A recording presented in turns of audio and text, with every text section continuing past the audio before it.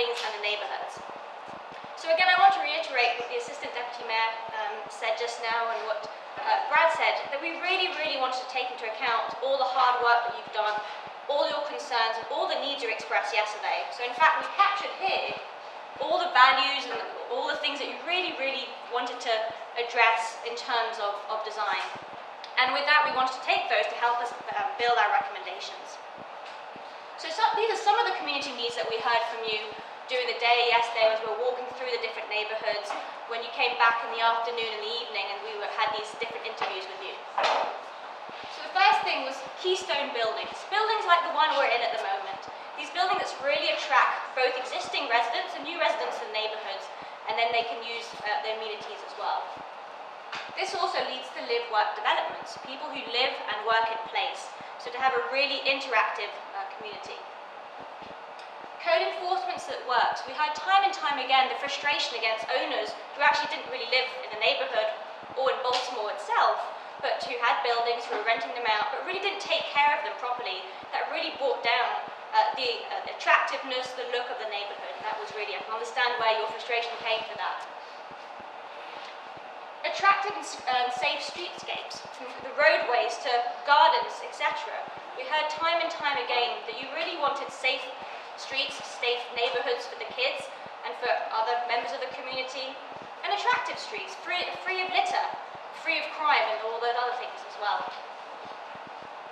Design uniformity. So when we were going to give out our recommendations, we really wanted to take that into a case, not really have a hodgepodge of different buildings or different uses, but really look at the whole system and how each building talk to each other and really interacted with each other.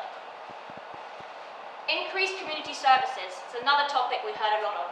From increasing recreation facilities for children, having social facilities for all the different residents, having outdoor recreation, community gardens and all those types of things. Again, this was a topic that came up time and time again. And then local jobs. It ties in very nicely with live-work development. When we start redesigning the neighbourhoods, actually providing jobs to the local community, training them up to do construction work, design work, etc. So again, these were the needs that we heard, and with that I'm going to hand it over to Troy, who's going to talk a little bit more about some of the recommendations that we have. Thanks, Karin. Good evening, everyone. My name is Troy Marrocco, urban designer with BCT Architects. So Karin did a great job of kind of covering some key community needs, and when we really started looking at the corridor, we used Transform Baltimore kind of as a basis for what was a starting point of high-level conceptual land use and potential nodes that could really be most effective and help enhance the identity of the corridor. There was really a clear desire for additional community and recreation spaces along the corridor, and really an opportunity exists for potential urban gardening, farming, rec fields along the Johnston Square zone, as well as a potential new recreation center.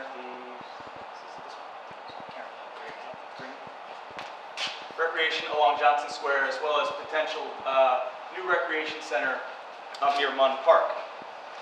Now, a production and incubation node located here would continue to the momentum that's really incredible around the area, with creative and innovative spaces such as the upcoming makerspace down the street.